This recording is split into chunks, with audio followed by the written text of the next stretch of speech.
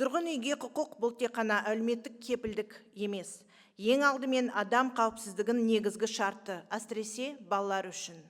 Халықаралық стандарттарға сәйкес балалардың өмір сүруіне, дамуына және құқықтарын қорғауына ең қолайлы жағдайлар қамтамасыз етілуі тиіс.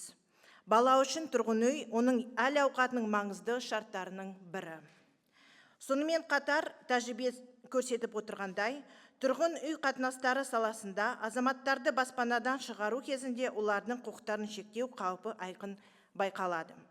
Жұмысымызда біз балалардың түрлі өмірлік жағдайларға байланысты, оның ішінде ата-анадан немесе асыраушыдан айырылған кезде, жалғыз баспанадан айырылу қаупіне тап болатын жағдайлармен жиі кездесеміз. Мысалы, бір жағдайда балалардың анасы қайтыс болды.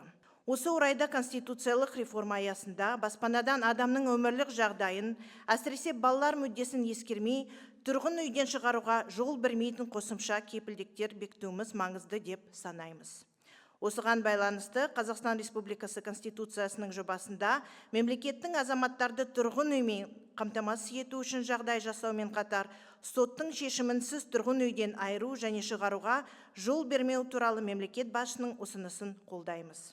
Аталған норманы Конституциямен бекіту ең алдымен балалардың құқықтық қорғалуын күшейтіп, бұл кепілдіктерге тұрақты сипат береді. Осылайша тұрғын үйге құқық нақты әрі тиімді қорғалу механизміне ие болады.